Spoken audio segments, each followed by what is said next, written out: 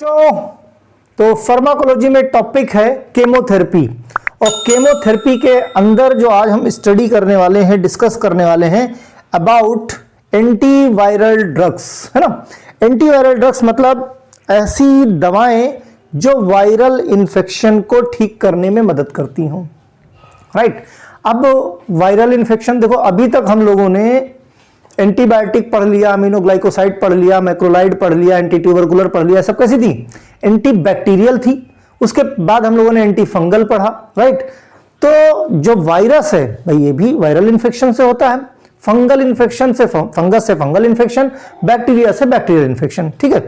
तो कहीं ना कहीं हम लोगों ने एक चीज देखी कि बैक्टीरिया और फंगस के बारे में स्टडी अगर करनी है किस तरीके से कॉज करता है, तो इन विट्रो और इन विवो दोनों तरीके से की जा सकती है ना। क्योंकि भाई कहीं ना कहीं ग्रोथ करते हैं वो नॉन लिविंग मीडियम में भी और लिविंग मीडियम में भी। लेकिन जहां तक बात आती है उनसे काफी डिफर है हमारा एंटीवायरल मींस हमारा वायरस। क्योंकि वायरस को ग्रो करने के लिए एक लिविंग होस्ट की जरूरत पड़ती है, एक लिविंग होस्ट की जरूरत पड़ती है। इसीलिए वायरस की स्टडी काफी मुश्किल हो जाती है ना। तो बैक्टीरियल और फंगल डिजीजेस तो एंटीबायोटिक का पार्ट हो जाती हैं, बट एंटीवायरल देखो बहुत अवेयर हैं हम लोग वायरल डिजीजेस के बारे में। पहले जो नहीं भी अवेयर थे वो कोरोना टाइम में, भाई कोरोना क्या वायरल डिजीज है। बैक्टीरिया या फंगल डिजीज को ट्रीट करना काफी आसान होता है in comparison to viral infection. कैसे कि बहुत सारी हमारी ड्रग्स हैं जो इन विट्रो कल्चर करके डेवलप की गई हैं कि हम जो है किसी भी तरीके से उस बैक्टीरिया या फंगस को मार दें या उसकी ग्रोथ को रोक दें। लेकिन ये जो वायरस है ये हमारी सेल के अंदर हो जाने के बाद, लिविंग टिश्यूज के अंदर जाने के बाद ही ये एक्टिवेट होता है, अंदर पेनेट्रेट होने के बाद ही ये एक्टिवेट होता है और हमारे ही सिस्टम को वो अपना सिस्टम बना लेता है। यही एक वजह है कि वायरल इन्फेक्शन ट्रीट करना मुश्किल होता है in comparison to fungal and bacterial infection. Bacteria या फंगल इन्फेक्शन का ट्रीटमेंट जब हम करते हैं तो हमारी बॉडी को कोई नुकसान नहीं होता, लेकिन वायरल डिजीज ट्रीट करना मुश्किल हो जाता है। वजह यह क्योंकि जब हम कोई एंटीवायरल दवाएं देते हैं तो वो वायरस को किल करने के साथ साथ वहां पे जो हमारी सेल्स, भाई हमारी मशीनरी को वो अपनी मशीनरी बना लेता है, हमारे अंदर आने के बाद वो जिंदा हो जाता है, राइट। इसकी स्टडी इसीलिए मुश्किल है। जब नॉन लिविंग में रहेगा तो वो मर गया समझो, और जैसे उसको होस्ट मिला फिर चिपक लिया और एक्टिवेट हो गया, राइट। इसीलिए इसकी स्टडी करनी थोड़ी मुश्किल हो जाती है। और जो दवाएं हैं, जो एंटीवायरल ड्रग्स हैं जो हम ट्रीटमेंट का इस्तेमाल करते हैं, तो ये कई बार क्या मोस्टली वायरस को जब किल करती हैं, वायरस की ग्रोथ को रोकती हैं, तो वहां पे उस सेल के अंदर, जिस होस्ट सेल के अंदर वो अवेलेबल है, उस सेल को भी उतना ही नुकसान होता है जितना नुकसान सेल होता है किसको, उस वायरस को, राइट। तो इसीलिए ये जो एंटीवायरल थेरेपी है, एंटीवायरल ड्रग्स हैं, ये काफी पोटेंट होती हैं और इनके एडवर्स इफेक्ट बहुत ज्यादा होते हैं। हमेशा ये वायरस के साथ साथ हमारी बॉडी को भी नुकसान पहुंचाती हैं। इसीलिए वायरल ट्रीटमेंट जो है in comparison to bacterial fungal थोड़ा सा मुश्किल होता है, राइट। अब वायरस के बारे में अगर हम समझने की कोशिश करें तो बहुत सिंपल सी बात है। ये बहुत स्मॉल मींस नेकेड आईज से नहीं देखा जा सकता, माइक्रोस्कोपिक ऑर्गेनिज्म है, राइट। ये नॉर्मल माइक्रो ऑर्गेनिज्म से काफी हटके है। 20 से 30 नैनोमीटर अप्रॉक्स इसका साइज होता है। Micro organism that consist of या तो डबल स्ट्रैंडेड या single stranded nucleic acid, double stranded RNA या सिंगल स्ट्रैंडेड आरएनए, है ना, या double stranded DNA, single stranded RNA. Enclosed protein की कोटिंग होती है, प्रोटीन की कोटिंग होती है, उस कोटिंग को हम क्या बोलते हैं, कैप्सिड, है ना। Viruses are the parasitism means ये पैरासाइट होते हैं। ये हमारे अंदर आने के बाद ही ये हमसे ही न्यूट्रिशन लेते हैं और हमें ही, कहने का मतलब ये जिस थाली में खाता है उसी में छेद करता है ना। एहसान फरामोश, because they not only take nutrition from the host cell but also direct its metabolic machinery synthesize new virus particles. हमारे अंदर ना सिर्फ वो हमसे न्यूट्रिशन नहीं लेता, हमारी मशीनरी को भी वो डिस्टर्ब कर देता है और उसको अपने अकॉर्डिंग डायरेक्ट करने की, हमारी मशीनरी को, हमारी सेल्स को अपने अकॉर्डिंग इस्तेमाल करता है। जिस सेल को इन्फेक्ट करता है उस सेल पे वो अपना अधिकार जमा लेता है और उसको अपने हिसाब से चलाता है और उसी सेल से अपने नए वायरस पार्टिकल्स बनवाता है। ओके, मतलब हमारी ही बॉडी में आएगा और हमारे अंदर की मशीनरी पे कब्जा जमा लेता है। Since the viruses live inside the body cells, treatment of viral disease is hard. चूंकि हमारी सेल्स के अंदर आने के बाद ही वो लिविंग होता है, इसीलिए ट्रीटमेंट थोड़ा सा हार्ड होता है। Antibiotic can not cure viral disease. भाई एंटीबायोटिक फंगल और बैक्टीरियल इन्फेक्शन के लिए तो ठीक है, लेकिन जहां तक वायरस की बात आती है तो वायरल इन्फेक्शन में उसका कोई असर नहीं होता। Few antiviral drugs are available. बहुत सारा एंटीवायरल ड्रग्स भी नहीं है, बहुत लिमिटेड। आप अगर एंटीबायोटिक की बात करो तो नंबर ऑफ बहुत सारी एंटीबायोटिक हैं, लेकिन एंटीवायरल की बात करो तो उंगलियों पे गिन लोगे, फ्यू ऑफ द, है ना। कुछ कोविड आने के बाद ज्यादा पता चल गई लोगों को, जैसे रेमडेसिविर, बहुत काला बाजारी हुई थी, लोगों को पहले से पता रेमडेसिविर, एमेंटाडीन, ये सब क्या है, एंटीवायरल ड्रग्स, क्योंकि इनका इस्तेमाल कोविड में कहीं ना कहीं किसी न किसी रूप में किया गया था। Vaccine can prevent the occurrence of many viral disease. Vaccine लेने से वायरल डिजीज के होने के अकरेंस को कम किया जा सकता है। जैसे हम लोग जब कोविड टाइम पे थे तो कोविड सबको हो रहा था, है ना, लेकिन जब से वैक्सीन ले ली गई कोविड खत्म हो गया। कहते वायरस तो अभी भी है, यही था, वायरस थोड़ी ना मर गया। जब उसकी मरने की टेंडेंसी ही नहीं है, वो जैसे ही लिविंग सेल पाएगा वैसे फिर एक्टिवेट हो जाएगा। लेकिन हम वैक्सीनेटेड हैं, इम्यून सिस्टम हमारा जो है स्ट्रांग हो गया है, उनके अगेंस्ट में एंटीबॉडी बन गई है, तो अब हमारा वो ज्यादा कुछ बिगाड़ नहीं सकता, राइट। तो मैं कह रहा हूं मतलब वैक्सीन से इसको प्रिवेंट किया जा सकता। अगर हम क्लासिफिकेशन की बात करें एंटीवायरल ड्रग्स की, तो देखो ये वायरस के हिसाब से, जैसे एंटी हर्पीज वायरस की अगर हम बात करें, एंटी हर्पीज वायरस की जो ड्रग्स हैं, मींस इसके ट्रीटमेंट में जो ड्रग्स इस्तेमाल होती है, साइक्लोविर, आइडॉक्सीयूरिडिन, फैमसीक्लोविर, वेलासाइक्लोविर, पेंसीक्लोविर और फॉस्कारनेट। वहीं पे एंटी रेट्रोवायरस जो होते हैं, एंटी रेट्रोवायरस के जो इन्फेक्शन होते हैं उनसे दूर करने के लिए जो दवाएं हैं न्यूक्लियोसाइड रिवर्स ट्रांसक्रिप्टेज इनहिबिटर। अपना डीएनए नहीं बना पाता, अपना आरएनए नहीं बना पाता है इसकी मदद से, राइट। तो एनआरटीआईज बोलते हैं, जाइडोविडीन को एजेडटी बोलते हैं, राइट। डाइडेनोसिन और लेमिविडीन ये ड्रग्स हैं। याद रखना, क्लासिफिकेशन एंटीवायरल ड्रग्स का पूछा जाता है। Okay, non nucleoside reverse transcriptase inhibitor NNRTIs, जिसमें नेविरापिन, इफाविरेंज एंड द डेलाविरिडिन ये ड्रग्स हैं। ओके, ये अगर ना याद आए इसको, ये क्लासिफिकेशन नहीं याद आ रहा किसी तरह से, तो जो हमने फर्स्ट ईयर में फार्मास्यूटिकल केमिस्ट्री में एंटीवायरल ड्रग जब हमने पढ़ाई थी तो वहां पे क्लासिफिकेशन लिखाया था, ये ना याद आए तो वो क्लासिफिकेशन लिख देना। इसीलिए मैं कहता हूं जो मैं फार्माकोलॉजी पढ़ाता हूं तो जो बच्चे मुझसे फर्स्ट ईयर में केमिस्ट्री पढ़े हैं, इन केस देखो वैसे तो वहां पे हमने केमिकल स्ट्रक्चर के बेसिस पे मैक्सिमम क्लासिफिकेशन कराए हैं, यहां पे फार्माकोलॉजिकल एक्शन के बेसिस पे होगा, है ना, या mode of action means pharmacology के बेसिस पे होगा। लेकिन ना लिखने से तो अच्छा है, अगर भूल जाते हो फार्माकोलॉजी तो फार्मास्यूटिकल केमिस्ट्री का जो क्लासिफिकेशन लिखाया था वो क्लासिफिकेशन लिख के आना, क्वेश्चन को छोड़ के मत आना। ओके, रेट्रोवायरल प्रोटीएज इनहिबिटर, नाम से ही पता चलता है, रिटोनाविर, इंडिनाविर, नेल्फिनाविर और लोपिनाविर। फिर एंटी इन्फ्लुएंजा जो वायरस है उसके इन्फेक्शन को कौन सी दवाएं, एमेंटाडिन और रिमेंटाडिन।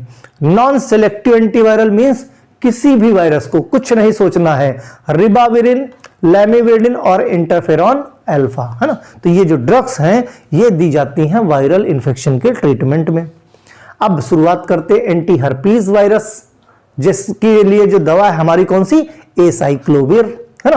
तो एसाइक्लोविर किस तरीके से एक्ट करती है, कैसे वायरल इन्फेक्शन को दूर करती है। It is a acyclic guanosine derivative. Chemistry हो गई, एसाइक्लिक मींस साइक्लिक स्ट्रक्चर नहीं मिलेगा, ग्वानोसिन से डेराइव हुआ है ना, guanosine derivative which is clinically effective against herpes simplex virus, है ना।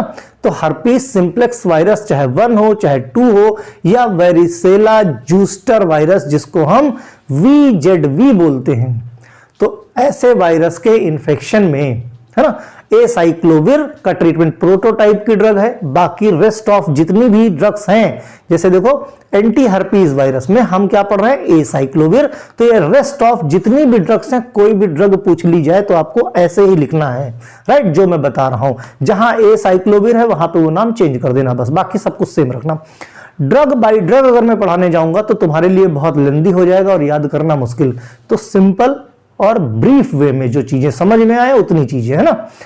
तो it is possess the weaker in vitro activity against the Epstein Barr virus, है ना। EBV वायरस के लिए इन विट्रो एक्टिविटी इसकी काफी वीक है। साइटोमेगेलो वायरस जिसको हम CMV बोलते हैं, human herpes virus 6 HHV6 virus, है ना, इसके अगेंस्ट में एसाइक्लोविर का ट्रीटमेंट मींस एसाइक्लोविर ड्रग या एंटी हर्पीज वायरस कैटेगरी की जितनी भी ड्रग्स हैं हम वो उनको देते हैं इन तरह के वायरस के इन्फेक्शन में।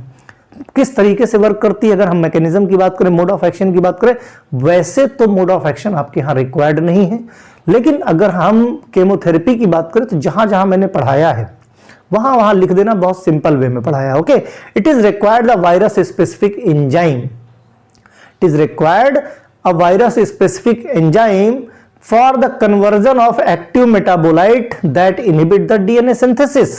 ये क्या करता है, जो वायरस स्पेसिफिक एंजाइम्स हैं, वायरस स्पेसिफिक एंजाइम है, उनके साथ रिएक्ट करता है जिससे कि उनका फर्दर DNA की जो सिंथेसिस है, जो वायरल का रेप्लिकेशन है, वायरस रेप्लिकेशन करके अपनी अदर यूनिट्स बनाता है, वो बनाने नहीं देते हैं, राइट। वायरल रेप्लिकेशन को रोक देता है। तो एसाइक्लोविर क्या करता है, preferentially taken up by virus infected cell.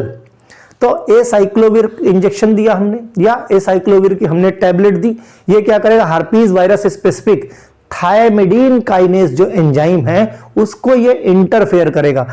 ठीक, तो क्या बना लेगा, उसके साथ मींस इसके साथ ये इस थायमिडीन काइनेज के साथ बाइंड करके एसाइक्लोविर मोनोफॉस्फेट बना लेगा। एसाइक्लोविर मोनोफॉस्फेट बना लेगा जो सेलुलर काइनेज एंजाइम की मदद से एसाइक्लोविर ट्राइफॉस्फेट बना लेता है, मींस फॉस्फोराइलेशन कर देता है। पहले थायमिडीन काइनेज क्या एसाइक्लोविर का फॉस्फोराइलेशन करता है तो मोनोफॉस्फेट बना लेता है। सेलुलर काइनेज फर्दर इसमें फॉस्फोराइलेशन कर देते हैं तो एसाइक्लोविर ट्राइफॉस्फेट बना लेता है। अब एसाइक्लोविर ट्राइफॉस्फेट जब बन गया तो ये क्या करता है, ये हर्पीज वायरस जितने भी हैं वहां पे DNA पॉलीमरेज के साथ कंपिटिटिवली एक्ट करता है और DNA पॉलीमरेज को अपना काम नहीं करने देता। Get incorporated in viral DNA and stop lengthening of DNA की सिंथेसिस को रोक देता है, DNA के सिंथेसिस को रोक देता है। क्यों, क्योंकि DNA पॉलीमरेज के साथ को ये परमानेंटली इर्रिवर्सिबली परमानेंटली ये उसको उसके साथ बाइंड हो जाता है और उसको छोड़ता ही नहीं। उसको छोड़ेगा नहीं तो फर्दर DNA बनेगा नहीं। जब DNA नहीं बनेगा तो आगे वायरस अकेला क्या करेगा, जाहिर सी बात है मर जाएगा, कॉलोनी बढ़ा नहीं पाएगा। इस तरीके से ट्रीटमेंट करता है एसाइक्लोविर या जितनी भी एंटी हर्पीज कैटेगरी की ड्रग्स हैं वो सारी इसी तरीके से काम करती हैं, राइट। एडवर्स इफेक्ट की इनकी बात करें तो इनके adverse effect route of administration पे डिपेंड करते हैं। अगर टॉपिकली इनकी क्रीम वगैरह लगाई जाए तो जहां पे वायरल इंफेक्शन हुआ है वहां पे लगाएं तो स्टिंगिंग मींस अजीब सा जो है टिंगलिंग टाइप का इफेक्ट देता है या बर्निंग सेंसेशन देता है आफ्टर द एप्लीकेशन।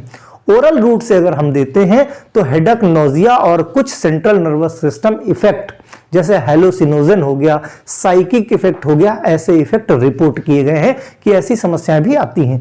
इंट्रावेनस यानी आईवी रूट से अगर दिया जाए तो एलर्जिक रिस्पांस शो होते हैं, जैसे रैसेस हो गए, है ना, स्वेटिंग होती है, वोमिट फील हो जाती है, ब्लड प्रेशर क्या फॉल हो जाता है कुछ पेशेंट में। ये patient to patient adverse effect vary करते हैं। कुछ ऐसा भी है कि जरूरी नहीं कि एडवर्स इफेक्ट दिखे ही, बहुत सारे ऐसे पेशेंट होते हैं जो एकदम हेल्दी होते हैं, इम्यूनो सफिशिएंट होते हैं, इम्यूनो डिफिशिएंट नहीं सफिशिएंट होते हैं, तो उनको किसी तरह की कोई समस्या नहीं आती। रिवर्सिबल न्यूरोलॉजिकल मैनिफेस्टेशन की अगर हम बात करें तो ऐसे में क्या ट्रिमर्स आते हैं, मींस क्योंकि ब्लड ब्रेन बैरियर को एसाइक्लोविर या एंटी हर्पीज वायरस क्या है कुछ हद तक क्रॉस कर जाते हैं, जिसकी वजह से tremors, lethargy, disorientation, hallucinogen, convulsion, coma, है ना। अगर हायर डोज हो गई, डबल डोज हो गई, तो ऐसे भी कुछ सिम्टम्स देखने को मिलते हैं।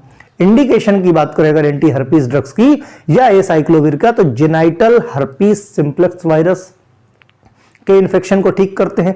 Genital herpes simplex virus caused by type 2 virus can be treated the topical acyclovir, oral या parenteral acyclovir, depends stage of severity, किस तरह की सीवियरिटी है। जेनाइटल ऑर्गन्स में जो समस्या हो जाती है, फंगल इन्फेक्शन हो जाता है, वहां पे एसाइक्लोविर का इस्तेमाल किया जाता है। अब ये डिपेंड करता है कितना सीवियर है, उसी हिसाब से या टॉपिकली इस्तेमाल करना है, ओरल इस्तेमाल करना है या आईवी रूट से देना है, ये सीवियरिटी पे डिपेंड करता है। दूसरा, म्यूकोक्यूटेनियस, अगर म्यूकोक्यूटेनियस लेयर में अगर हर्पीज सिंप्लेक्स वायरस का इन्फेक्शन हो गया है, तो उस केस में एसाइक्लोविर स्किन क्रीम में बी प्रोवाइडेड सम रिलीफ, कुछ हद तक रिलीफ देती है। हर्पीज सिंप्लेक्स इंसेफेलाइटिस अगर हो जाती है, तो एसाइक्लोविर की 10 से 20 mg पर केजी 8 आवर में, है ना, या फिर आईवी रूट से 10 दिन तक, अप्रॉक्स 10 दिन या उससे ज्यादा ड्रग की चॉइस है कौन सी, एसाइक्लोविर, जो पेशेंट को दी जाती है रिलीफ के लिए।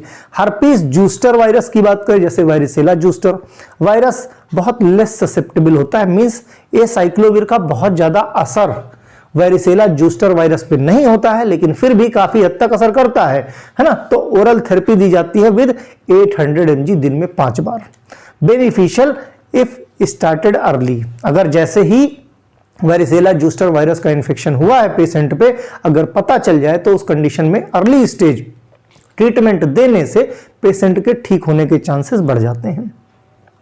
कॉन्ट्राइंडिकेशन की बात करें, ओनली एब्सोल्यूट कॉन्ट्राइंडिकेशन होता है साइक्लोविर का हाइपर सेंसिटिविटी, है ना। लेकिन कुछ केसेस में प्रिकॉशन लेके चलना है, अगर पेशेंट का रेनल फेलियर हो जाए या इंपेयरमेंट हो जाए किडनी का, इम्यूनो कंप्रोमाइज्ड होस्ट है पेशेंट है तो समस्या है। पोटेंशियल रिस्क होता है थ्रोम्बोटिक थ्रोम्बोसाइटोपिनिया परप्यूरिया या फिर हीमोलिटिक यूरेमिक सिंड्रोम हो सकता है, यूरिन से ब्लड वगैरह आना शुरू हो जाता है।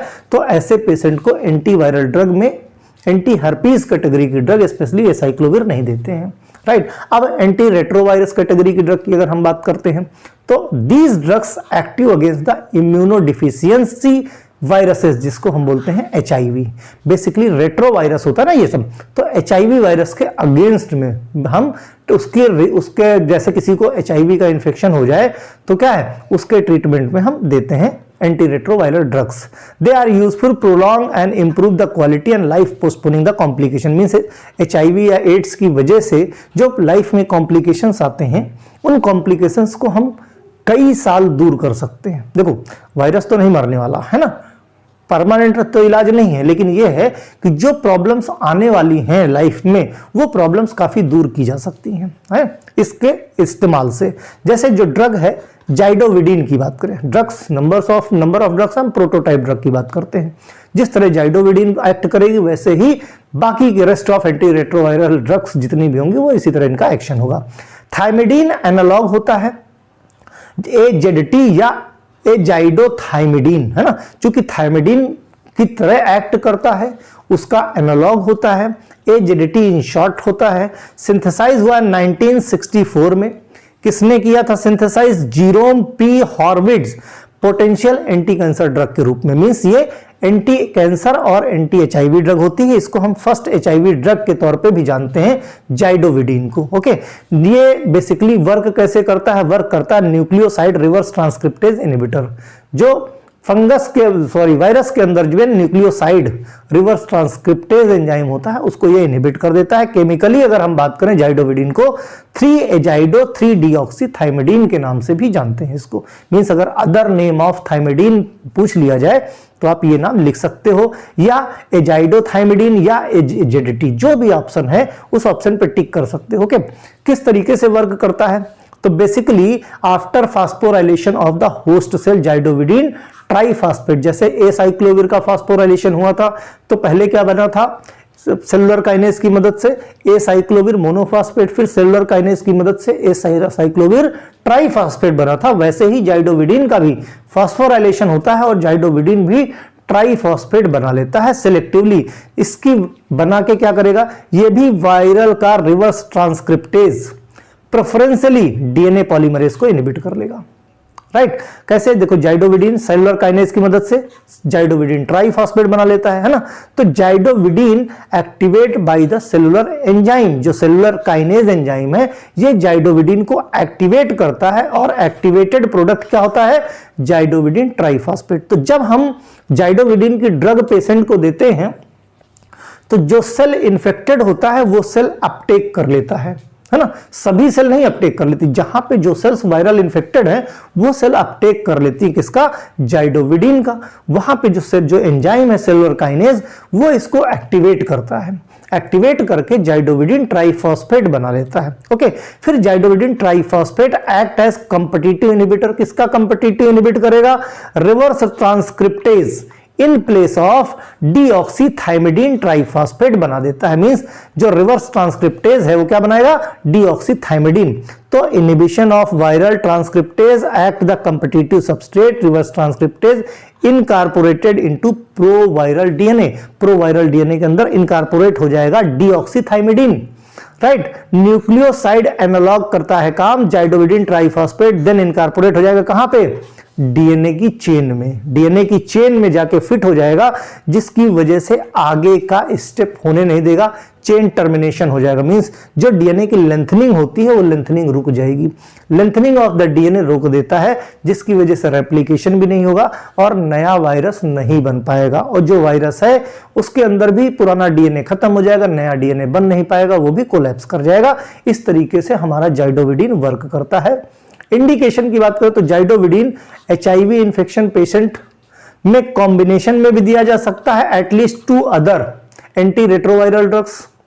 भाई लंबे समय तक ट्रीटमेंट चलता है, पेशेंट कई बार क्या है रेजिस्टेंट हो जाता है, तो कॉम्बिनेशन में AZT along with the antiretroviral drugs standard choice post exposure prophylaxis.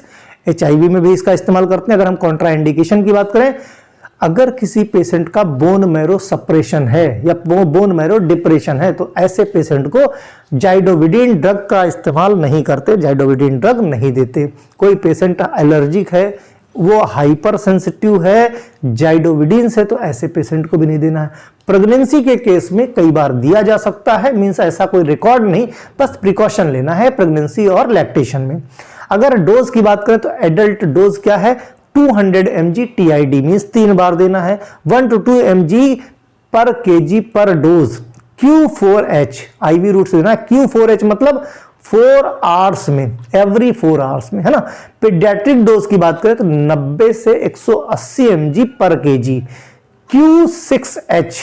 Q6H मतलब एवरी 6 आवर्स इसको हम दे सकते हैं जाइडोविडिन को in case of paediatric case, है ना।